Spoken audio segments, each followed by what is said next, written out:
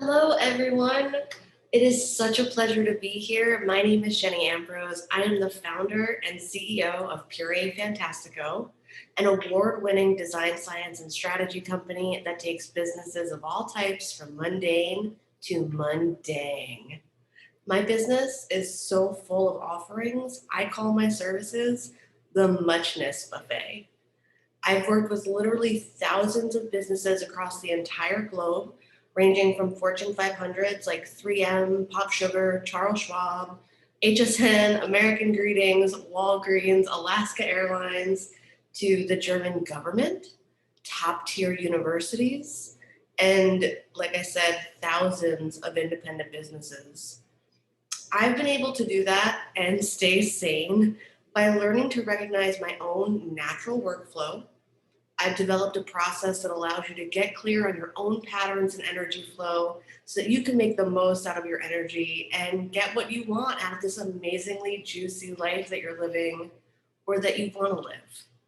So, first, I'm going to show you how to recognize your own process that allows you to work your energy. Then, I'm going to show you how to figure out your flow. And because I can't help myself, I'll talk to you about routine templates so that you can still take care of yourself on your down days while balancing all of the things you need to do to be the best you. So, a little bit more about why I do what I do. I have a ton of ambition. I may be 5'1.5", but I am 9.5 feet tall, filled with ambition. I have lots of talents. I have lots of passion. I am a polymath, so that means I pick up skill sets like most people pick off cookies from a plate. I offer everything from branding, copywriting, and naming to web design, illustration, photo shoot styling, calligraphy, creative direction, team management, home decor, consulting, and literally so much more. I also have a couple of invisible illnesses. I have a huge tendency to overdo it. My husband's nickname for me, one of them, is Lady Overkill. I have earned that title. When I go hard. I've had to learn the hard way to manage not just my energy as I work to meet all my ambitions and the things I want to do, but figure out a way to balance it all so that I can get things done while still being a person, a happy person, a fulfilled person. It is totally possible because I am living it. So, part one of this is to write down all of the things you've got to do. Write it all out. Write down the things you want to do, write down the things you have to do, and then all the things you're like, ew, I hate this. Why do I have to do it? But I still have to do it. Those things too. And depending on your personality, you might want to tackle the fun things first, or you might want to tackle the things you don't want to do first and like eat that frog. But I'm here to tell you, like a deck of cards, shuffle those lists. So 11 years ago, I was really struggling to handle all the clients that I had, the personal work that I wanted to do, the life stuff that I needed to do, and that stuff that was so boring, but it still had to get done, like taxes and oil changes and okay. So I was a design director for a 10-person team in Moldova, which is a tiny country in Eastern Europe. At this point, I am living in Los Angeles and I was handling 20 clients at a time, managing a team of 10. I also had my own personal projects, clients on the side, relationships, friendships, cats, and a dog. I was waking up at 7 a.m. to greet the team, tell them what they were needing to do, and then working until 2 a.m. after I've welcomed them back into the office and letting them know what I needed from them. It was a full schedule. Now, how I got through this was recognizing my own flow, tapping into my natural energy so that everything can get done while still maintaining my sanity and the fact that I am a human first. Here is how I did it. I would write everything out that I needed to get done that day. And then I would open my clock app on my phone and I'd hit the stopwatch. I would turn my phone over, put it on Do Not Disturb, and get to work. Just pick a task. I would pick a task from that list and just try.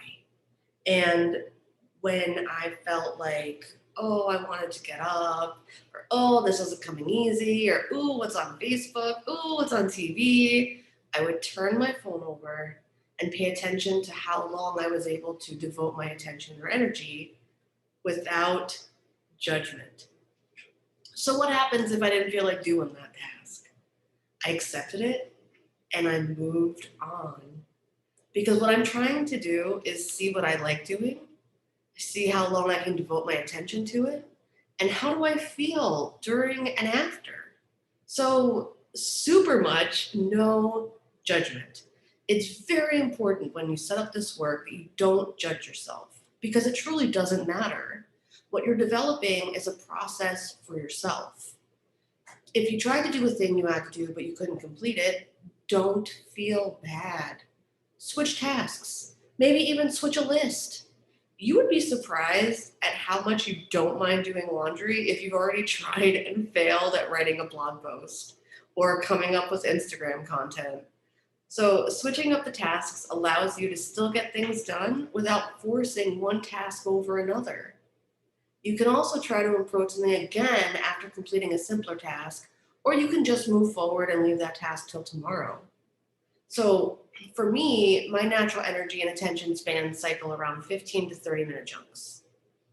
If I'm naming something or writing copy, I will come up with a ton of ideas in 15 minutes. It doesn't sound like a long time, but it will result in enough ideas. By the time I get to 30 minutes, I have too many ideas. But for design, it's 90 to 120 minutes tops. After that, I am spent, I am done, I am on the wrong side of grumpy, and I need to recharge. So I definitely need a break, right? So I go for a walk, or I meditate, or I put on a TV show that I know all the words to, or I unload the dishwasher. Whatever it is I need to do, I do something that is quick, relatively mindless, that allows me to recharge. The great thing is that once you realize how long things take you, you can really start structuring your day. If you know a task takes 90 minutes and after that you need a break, you can't just jump to the next thing. So maybe you go food shopping, or you work out, or you get a pedicure, or you get coffee. You hear what I'm saying to you. These are the things that help you say, okay, I did the thing. Here's the next thing I'm going to do that's going to recharge me, or keep this awesome flow going. Only you know. And then you choose that task. So what you're doing is you're setting yourself up so that you can recognize that. And if you can recognize it, you can track it. And if you can track it, you can manage it. And that's what we're doing. The stopwatch helps you pay attention. Sometimes, and I know this is true for me, I would just let it go. I would forget. I would just flow from one task to another. And that's okay because you were in your flow. As long as you pay attention to it, that's what counts. Just because you didn't stop the stopwatch doesn't mean you didn't do it right.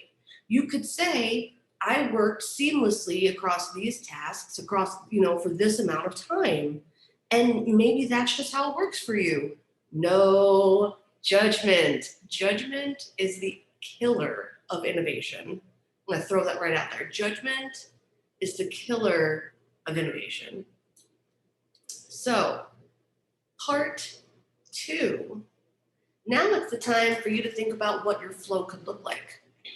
Once you've established how long you can be attentive to a thing, you can also pay attention to how you feel while you're doing that task, how you feel after that task, what you could do before or after, and what time of day it was. So sometimes things are easier in the morning, sometimes in the late afternoon, sometimes in bed at like 7 a.m. or 9 p.m. when you're on your phone listening to Netflix, whatever it is, accept it and work with it. So let's think back to the previous step. Which things felt easiest to do? Which things did you get lost in? Which things made you feel like, "Ugh," right? Like, what are those things?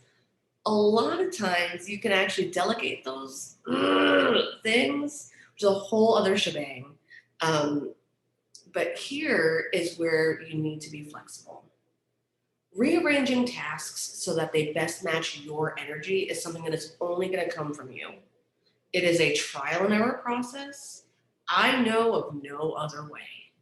So I know for me, writing and deep thinking happen best in the morning. That's what I do in the morning now. I don't think about other things. I don't even try. I know what works for me and that's what I do. And I learned that by trying to write in the evenings. Before I had this process, I was desperate in trying to figure out how to fit it all in. And I would do the things that I had to do first and then save things like writing for the evening, and it was really hard. So then I tried it in the morning when the cats were asleep and my husband was asleep and the world was quiet, and it was so much easier. That's what I do now.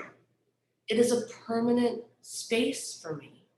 But I didn't know that until I tried. And I didn't know that until I switched it up.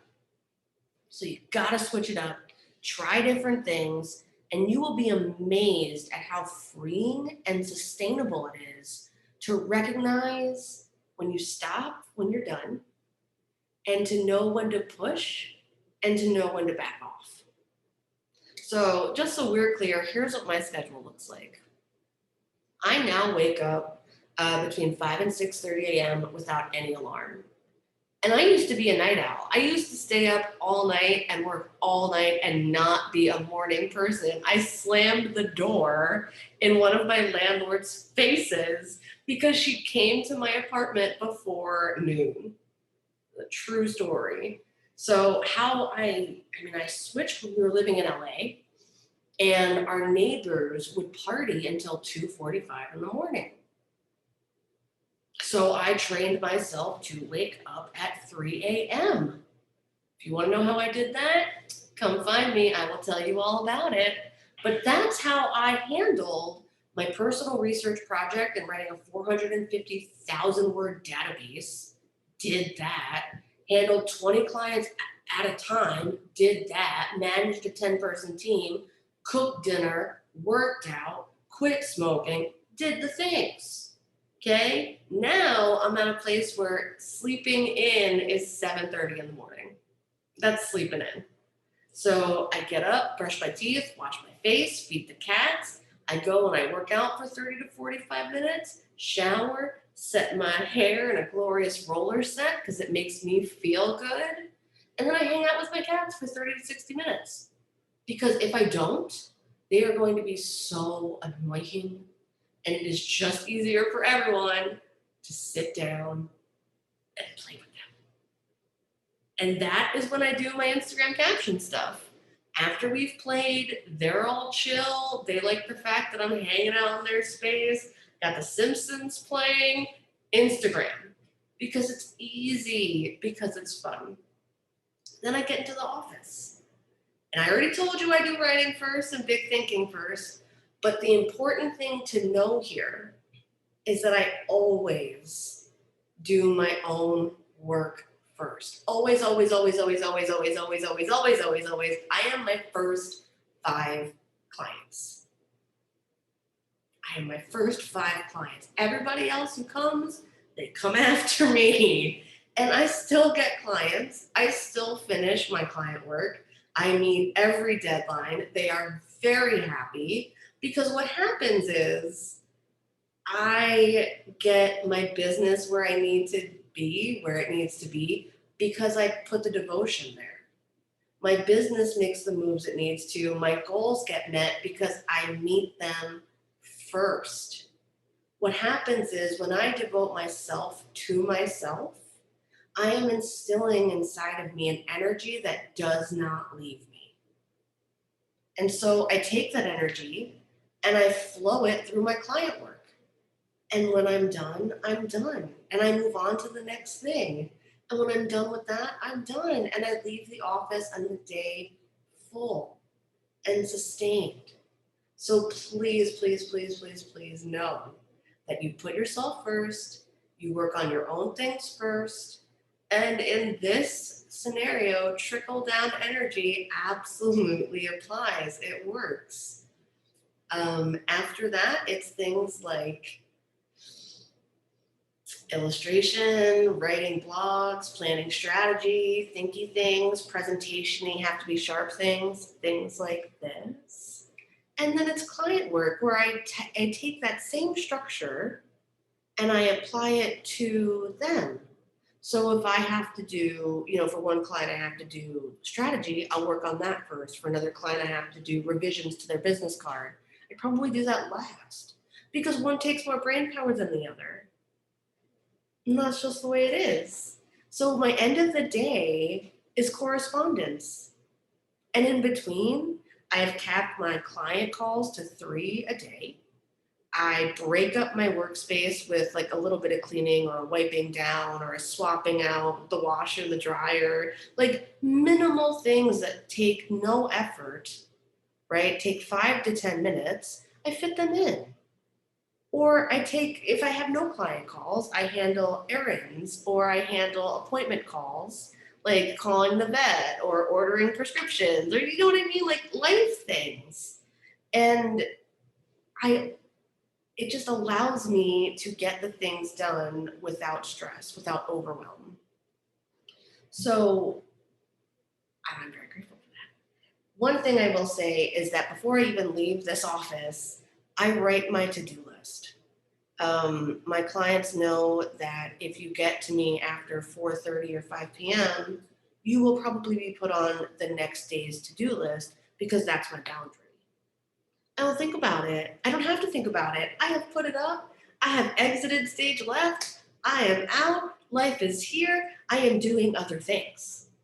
And like I said, my clients are happy. So having boundaries that allow you to say, this is my space for work, this is my space for me, this is my space for my life, allows you this freedom. Now, it hasn't always been this way, and it won't always be this way. There's a flexibility that you need to have within your routine. And I want to talk about a morning routine, which I shared with you, and an evening routine, which I recently started doing, and it has made a big difference. It's a wind down routine. In writing this talk, I've realized that my evening routine is my morning routine played in reverse, not planned that way, just that's what I need, and that's the order that I need it. I relax. I feed the cats late night dinner because they're on the Hobbit feeding schedule. And then I play with them a little. And then I go for a walk and have a meditation. And then I take a super hot bath because I read about how in Japan they take super hot baths and it helps with their metabolism. And I'm down. I am down with that. So then I'm in bed and I'm watching a show I've seen 1,000 times before or recently into British crime dramas. Doesn't matter. I know how to meet my needs. I know what the slots are that I need, and I know how to meet them there. So that brings me to part 3 of our little discussion, routine templates. Once you've figured out how to make your energy work for you, and you've figured out the order of operations in which the tasks need to be in order to be your best self, then you go to the next level, which is routine templates. They are collections of different routines that you either have in your mind or you can pull together based on how you're feeling. So I mentioned earlier about some invisible illnesses that I have, and sometimes it's not always possible to do the same thing at the same level 100% every day. I know, I hate this fact. Let me tell you, from me to you, how much I've had to work on this fact and accept that I am a person and a person persons and is not a machine that works perfectly. Unless you are a machine or an aardvark, a person. And that's just the way it goes. So you can't always plan for how you're going to feel. And if you get sick or God forbid there's an emergency, the best thing you can do is release the expectation of the perfect person. Take a good look at your day, your to-do list that you've written out, and say, what is the most effective thing I can get done today? What is the thing that's going to move things along? Or what is the absolute most important thing I have to do? And sit down and try. And if I can complete the task, great. If I can't, I can't. So I actually give myself about 10 to 15 minutes of a window to get into that groove. If I don't, I don't. And if I don't, I revert back to step one, which is cycle through the tasks. And I don't mean the tasks you set out when you're feeling awesome and like, I can do everything. No, no, no. I'm talking about the tasks that you've set out. You're like, what are the absolute needs of this day? Not the shoulds, not the what I want to's, what are the needs of this day? And sometimes you can't do anything, and that is fine. You are allowed to have a bomb ass woman day, handle everything, and then have a day when you're a swamp monster and all you can do is sit up in bed, if that, and gorge British baking show, and maybe have someone bring you food like the queen you are, and that's okay. Both is okay. All is okay. You are a full spectrum human having a full spectrum experience in this life. You are going to have these moments. So, relying on these frameworks that you've set up for yourself will allow you to say, I can't do this today, but I can probably try again tomorrow. And that's going to help you more than you know. It'll help you in your productivity and your mindset, yes, but it will help you as a business owner and a healthier person. Wrapping up, I wonder if anybody out there is thinking, why didn't I talk about Trello or Asana or Basecamp or Slack or any of the number of process project management tools out there? Because the truth is, the tool is going to help you mostly if you already know how you work best. And the goods and the back-end information, that is what you need to make any tool work for you. Me? I use this old school pen and paper because that's what comes naturally to me. I use my notes app like that's my real job. I send myself emails all the time. And I have a tendency to keep notebooks in every room just in case. This is what I've been doing for, God, 30 years, maybe a little bit more. That's what I naturally gravitate towards. And I stick with that because why make things harder on myself when I don't have to? This is true for you. What you naturally gravitate towards, the things that feel good and natural, work with them. Don't fight them, work with them. And once you figure yourself out, you can branch out. You can try Trello or Asana or a digital situation. That's not going to harm you because you're building on what you already know. So the main takeaway is accept it, work with it. Or as I like to say, like what you like and be okay with it. I hope you found this helpful. I want to let you know I offer a free routine building workbook. It's available on my site right now. And that way you can have this space to write down how you felt, how long you worked on something, the things that you're working on and focusing on. And this is the process that I talked about. This is exactly what I did to make my life easier. So I am more than happy to share it with you. Again, my name is Jenny Ambrose. I'm the founder and CEO of Puree Fantastico. And it has been an absolute pleasure to share with you today. Take care, be well, and I will see you soon. Bye.